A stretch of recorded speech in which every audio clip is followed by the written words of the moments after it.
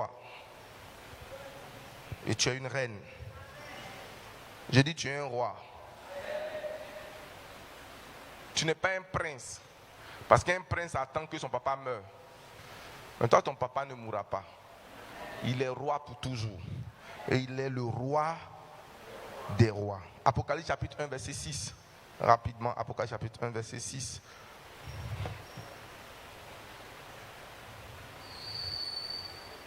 Touche quelqu'un, dis-lui, je suis béni. Je ne t'ai pas entendu.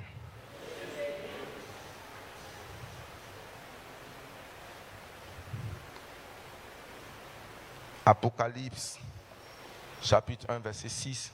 Est-ce qu'on peut mettre cela sur... Commençons à partir du verset 5, ça va nous aider.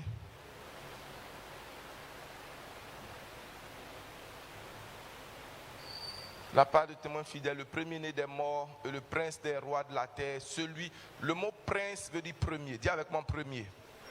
Le premier, donc quand on dit le prince des rois, ça veut dire le premier des rois.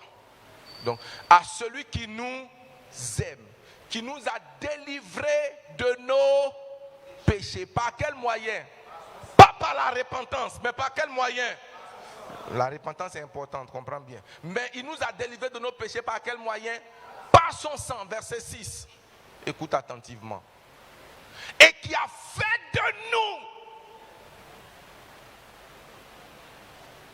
Il a fait de nous un royaume et des sacrificateurs pour Dieu, son Père. À lui soit la gloire, la puissance et l'honneur. Dis avec moi, je suis un roi. Genre, tu ne dis pas ça bien. Dis-le avec conviction. Tu as un trône, tu as un autel et tu as un spectre. Un roi gouverne. Un sacrificateur intercède. Et Christ réunit à la fois le gouvernement et l'intercession. Pendant que nous terminons ce message, comment être aligné sur notre identité en Christ? Maintenant que nous avons vu quelques symboles qui révèlent à partir desquels nous savons qui nous sommes et comment nous devons être, comment nous aligner. La première des choses que tu comprennes, c'est que quand Dieu veut créer une chose, et ça c'est le docteur Miles Monroe qui le dit, il dit quand Dieu veut créer une chose, il parle à la source à laquelle il veut que la chose soit faite. Quand il voulait créer les animaux, il a parlé à quoi? Dis avec moi, la terre. La Bible dit il parle à la terre, que la terre produise. Quand il a voulu donner des poissons, il a parlé aux eaux. Mais quand il a voulu créer l'homme, à qui est-ce qu'il a parlé? Il s'est parlé à lui-même.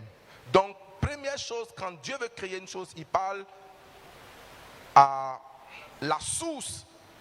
La deuxième chose, nous sommes exactement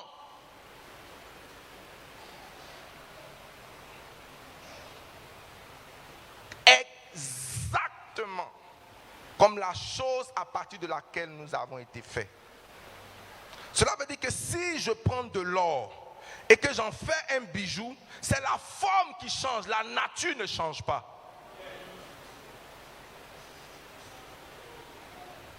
Donc si nous avons été faits à partir de ce dont Dieu s'est dit, créons l'homme, donc il s'est parlé à lui-même, donc nous portons la même nature que Dieu.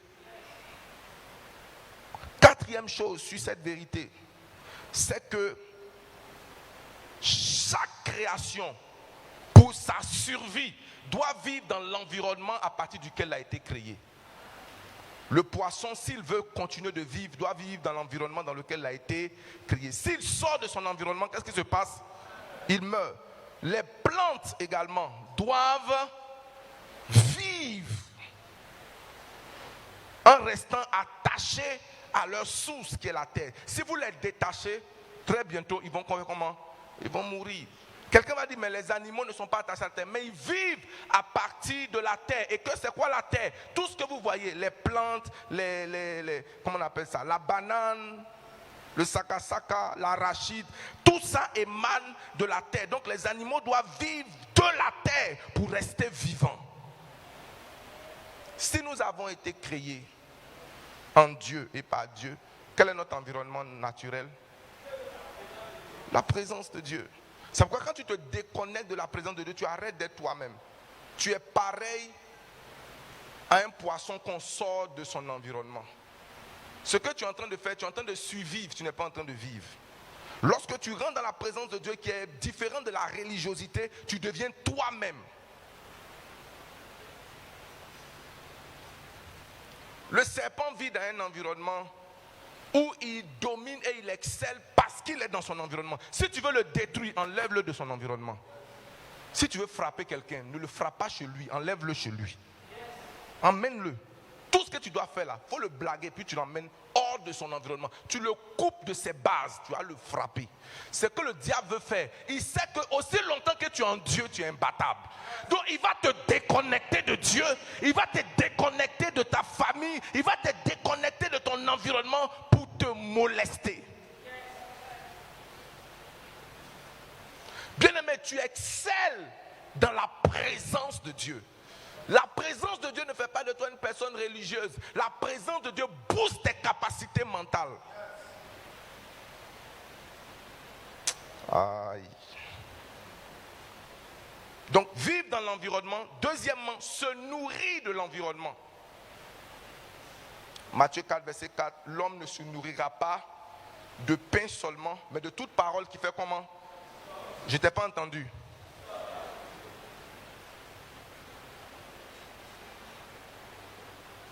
Ma prière, chaque fois que je viens à l'église, c'est Seigneur, donne une parole qui sort de ta bouche. Car il n'y a que la parole fraîche qui nourrit l'esprit qui est en toi. Il y a de la nourriture à varier. Dans la parole de Dieu, il y a du pain godio et il y a du pain frais. Quand tu es enseigné à partir des principes puissants de la parole de Dieu, ton esprit est nourri. Qu'est-ce qui est nourri? Tu as besoin de manger le pain pour soutenir la chair, pour soutenir le sable, pour soutenir la terre. Les œufs, c'est la terre. Shawarma, c'est comment? Les fruits, qu'est-ce que c'est? Mais comme tu n'es pas que terre, tu as besoin de te nourrir. Il y a quelque chose en toi qui ne se nourrit que de sa nature. Elle est de nature divine. Elle ne se nourrit pas simplement des théories intellectuelles. Elle se nourrit de la révélation de la parole de Dieu. C'est pourquoi lorsque tu reçois un enseignement qui vient de Dieu, tu es rassasié pendant une longue période. J'aime ce que Mme Niépé a dit. Non, ce n'est pas le moment de dire des choses comme ça. Surtout que je suis en train de chercher à... Qui sait ce que je veux dire que Mme Niépé a dit? Vous ne savez pas ce que Mme Niépé a dit? Qui connaît Mme Niépé? Donc personne ne la connaît. Mais vous êtes dangereux. C'est la femme du président de Foursquare. La présidente, c'est une femme très, très spirituelle. Dis à moi, très spirituelle. Mais il peut dire. Il peut. D'accord. Ma fille m'a donné l'autorisation. Madame Niépé, c'est une maman qui aime le Seigneur. Elle est très spirituelle. Elle est comment? Elle est très spirituelle. Elle dit que les rapports sexuels, ce n'est pas leur nombre, c'est leur qualité. Elle dit quand tu as fait un bon rapport sexuel, même pendant des mois, tu es rassasié. Le simple souvenir même, tu es rassasié.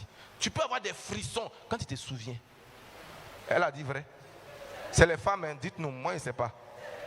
Patrick, c'est vrai. Ah, d'accord. Donc on va vous donner un bon chaque 3 mois. Hein? Puisque ça vous rassasie pour 3 mois. Et que vous ne voulez pas beaucoup. Vous voulez la qualité. Donc on vous donne, hein? Toi tu n'es pas encore marié, tu dis non. Les gens, on parle des choses des gens qui sont mariés, tu dis non. Ah, les gens se trahissent, hein? Les gens se trahissent. Aïe! Non. Du genre, si ça peut, un peut faire 3 mois. Donc chaque rapport ressemble à une efficacité de 3 mois. Mais on n'est pas des choses aussi. Il faut souvent accepter que. Amen. Où est-ce que elle est au travail. J'allais lui poser la question. Est-ce que. Alléluia. En fait, je voulais ramener ça dans le contexte de mon enseignement pour dire qu'il y a des messages que tu n'oublies pas, même quand tu ne les écris pas. Il y a des révélations que tu n'as pas oubliées. Tu ne les as pas écrites, mais tu ne les as pas oubliées. Parce que ça n'a pas touché que ton intellect, ça a touché ton esprit. Ça allait réveiller quelque chose au très fond de ton âme. C'est-à-dire que à un moment donné, tu penses que tu as prié jusqu'à ce qu'on t'enseigne quelque chose sur la prière et puis tu dis, mais j'ai finalement compris. Je suis fier lorsque quelqu'un me dit, t'as dit, j'ai lu beaucoup de livres sur ça, on m'a enseigné. Mais c'est le jour où tu as expliqué que j'ai compris. En réalité, c'est ce jour-là que son esprit s'est ouvert, qu'il a compris. Jeanne dit, depuis que je suis né de nouveau, le premier message que j'ai entendu, c'est le message de la dîme. Et je l'ai rejeté depuis le premier jour. Et les premiers pasteurs qui m'enseignaient, on dit, nous sommes des nouveaux convertis. Enseignez-nous la foi en Christ, enseignez-nous notre identité. Le premier enseignement, après la conversion, dîme. Et nous, on a quoi? Et puis vous, nous entendez dîme. Attends. Il y a un gars là, mais il a fait accident. Quand il dit non, ça doit être le pasteur qui m'a maudit. Donc je ne viens plus à l'église. Donc elle a lutté avec le truc. Elle a lutté. Donc chaque fois qu'elle voit ça de loin, elle dit, j'ai pris le temps une fois de lire tes écrits, d'écouter tes messages. C'est devenu facile pour moi. Elle dit, je ne lutte plus avec ça. J'ai compris. En fait, ce que tu appelles connaissance, ce n'est pas la compréhension.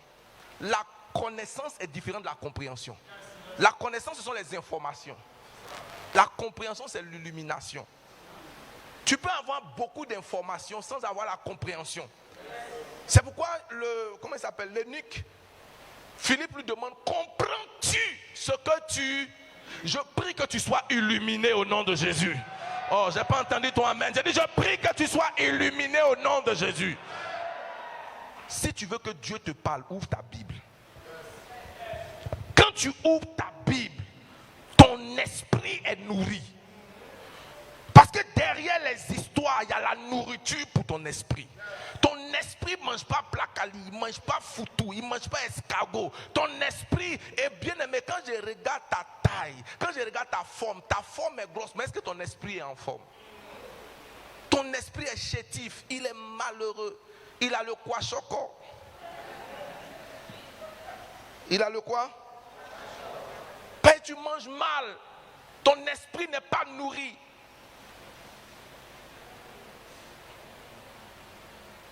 Ton esprit n'est pas comment? Nourri. Réserve un temps précieux pour nourrir ton esprit. Il y a tellement de moyens de nourrir son esprit aujourd'hui. Lis ta Bible, écoute des messages. Ouais, je ne te dis pas que tu n'as pas droit à la distraction. Mais dans ton temps, nous avons dit qu'il y a 3. J'ai 7 minutes, je termine. Dans une journée, il y a 3 types de temps. Les temps sacrés, le temps de repos et les temps productifs. Le temps productif, c'est le temps où tu vas au travail.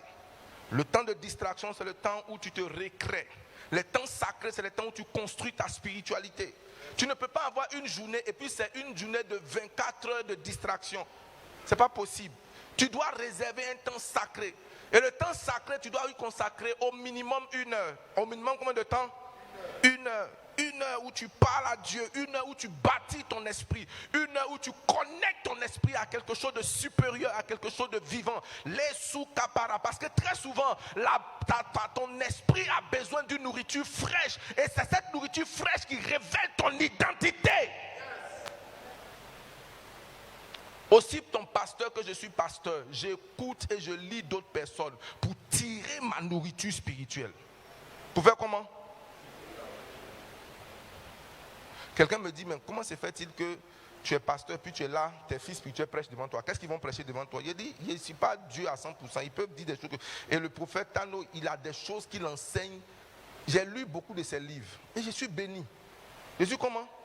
Je suis béni. Il y a de la substance. Il y a comment? De la substance, de la profondeur. Dis à quelqu'un, nourris ton esprit. Est-ce qu'on peut terminer? Deuxième chose, refuse les contradictions identitaires. Tout ce qui te éloigne de ce que Dieu dit de toi est une usurpation. Parce que l'identité, c'est non seulement affirmer ce que nous sommes, mais c'est aussi refuser ce que nous ne sommes pas. N'accepte pas des choses. J'ai dit aux gens, tu peux me fermer la porte de ton église, tu ne peux pas fermer le ciel sur ma vie. Aucun humain, c'est-à-dire que ne vous laissez pas distraire que je ferme le ciel sur ta vie. Tu es qui? Ce que tu peux faire, c'est fermer la porte de ton église, pas le ciel. Ou les gens pensent que Dieu c'est leur oncle. Touche quelqu'un, dis-lui, Dieu n'est pas ton oncle. Nous tous, notre Dieu là, toi tu as fermé le ciel. Dieu a donné le pouvoir à beaucoup de personnes. Même à nos... En fait, le ciel restera toujours ouvert pour qu'il dit, approchez-vous avec assurance du trône. En fait, en d'autres mots, approchez-vous du ciel afin d'obtenir de l'aide et du secours. Quand tout est mélangé là, le ciel ne sera jamais fermé. Donc tu viens vers le ciel pour négocier, pour dire là on a fermé quelque chose pour moi. Le ciel peut m'aider. Puis le ciel commence à réorganiser les choses. Que non, il a fermé le ciel sur ta vie. Partout où tu vas aller, tu ne vas jamais réussir. Tu es un sorcier. Et puis même un sorcier n'a pas ce pouvoir. Et Dieu n'a pas donné ce pouvoir énorme. Et quand tu sais qui tu es, je te l'ai rappelé comme l'apôtre Paul. Il dit, je suis romain, tu n'as pas le droit de me tuer, de me frapper. Il dit quoi? Il dit non. La citoyenneté romaine que j'ai n'autorise pas une personne de me porter main. C'est impossible. Le gars, du jour au lendemain, enfin pas à la minute, on l'a enlevé. Lui qui devait aller en prison est allé dîner avec le gars. C'est pas que tu ne sais pas qui tu es qu'on te moleste. On ne va plus te molester. Ton amen n'est pas né de nouveau. Je dis ton amen n'est pas né de nouveau. Donc refuse les contradictions identitaires. Il dit soyez donc parfaits comme votre Père est parfait. S'entourer des gens qui portent la même nature que toi. Bien aimé, la compagnie influence.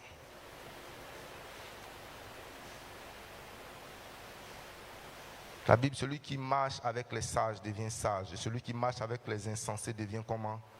Un insensé. Si un canard marche avec des gens d'une certaine nature, il risque de les ressembler. Si un aigle marche avec des poussins, ça risque d'être compliqué. S'il te plaît, marche avec des gens qui stimulent ton identité. J'ai dit marche avec des personnes qui stimulent ton identité. Marche avec des gens qui refusent l'échec. Marche avec des gens qui parlent possibilité. Marche avec des gens qui parlent avancé. Parle avec des gens qui se relèvent et qui se réveillent. Pas des gens qui ont un langage défaitiste que c'est terminé. Sois ami, que ce soit par relation, que ce soit par livre, que ce soit par fréquentation, avec des gens qui ont un langage qui est conforme à ta destinée. Change ton environnement. C'est très important. Que Dieu te bénisse.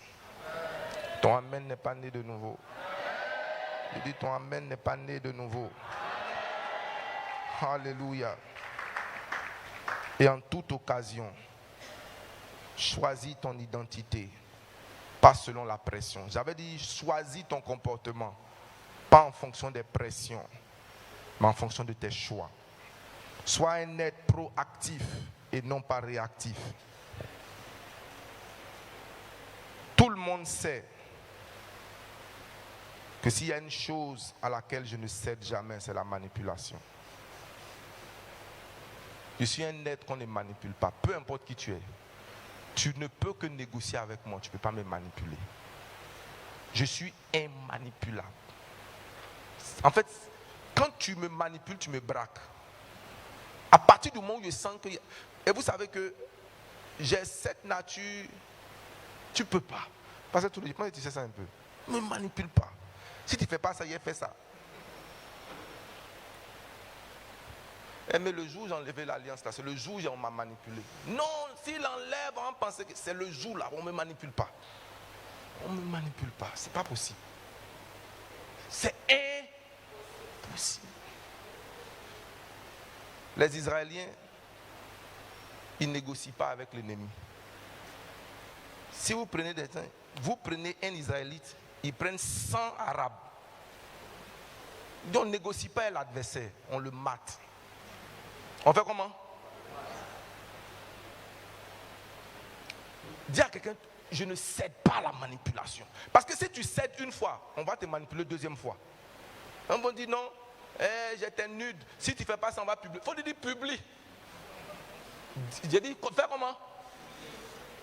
Moi, mais je vais regarder le film aussi. Publie. Ne cède jamais. Ne cède. Tout ce que quelqu'un dit, lui dit ne cède jamais. Il n'était pas entendu.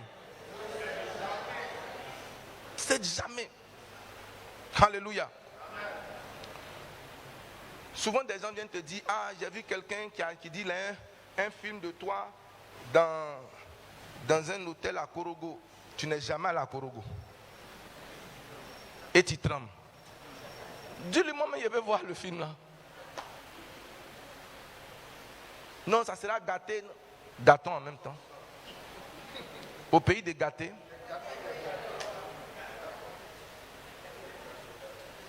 Et les rois ne cèdent pas à la manipulation. Même sous la pression. Cette mentalité est indestructible. Je peux vous rendre un témoignage? Est-ce que je peux vous rendre un témoignage? Pour ceux qui ne savent pas, un grand homme de Dieu dans ce pays, un très grand homme de Dieu, a emmené des policiers dans ma maison une fois. Ils m'ont pris. Ils m'ont emmené à la police économique. Puis je suis resté pendant 3 jours. Sans savoir pourquoi je suis là. On a commencé à mettre des choses sur moi. Et un petit lieutenant guéri qui m'a pris. Il dit, on s'en va faire perquisition à ton bureau. Pendant qu'on passe sur la route, quand on sort vers ce côté, il gare. Et puis il me dit, bon, il faut donner 3 millions. On va changer cette affaire-là. Il dit, je n'ai pas 3 millions. Après, il me dit, tu connais tel homme de Dieu? Je dis, oui. Il dit, il est qui pour toi? Il dit, c'est un ami très proche. Il dit, c'est pas un ami. C'est lui qui nous a envoyés. C'est un marché qu'on fait.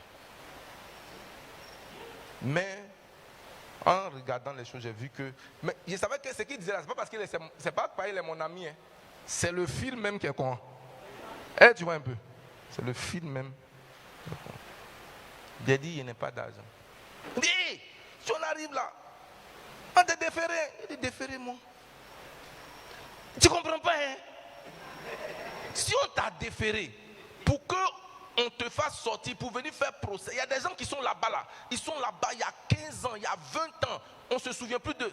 Et puis, tu es un grand de Dieu, on va apprendre que... Il dit, mettez-moi. Et je ne comprends pas, hein? J'ai dit, je comprends bien, mais je ne cède pas à ça.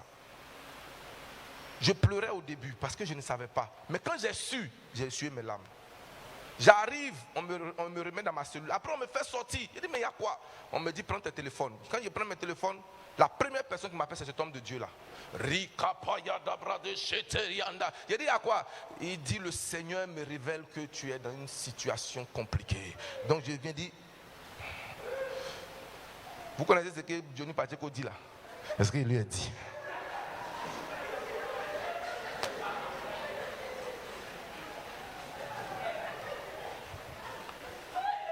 Je lui ai dit, on m'a déjà dit, c'est déjà fini. Le lieutenant il ne dit pas mon nom. Il dit, moi ici déjà Cabrimo, il a dit ton nom. Amen. Tu ne céderas pas à la manipulation au nom de Jésus. Je dis, tu ne céderas pas à la manipulation. C'est vrai que je peux être excessif, comme je te l'ai dit, mais garde dans ta pensée que tu ne céderas pas à la manipulation. Ce livre est notre miroir. Ce livre est comment? Notre miroir. Sois familier, sois accoutumé. Et dans cette saison de royauté, que les écailles tombent de tes yeux.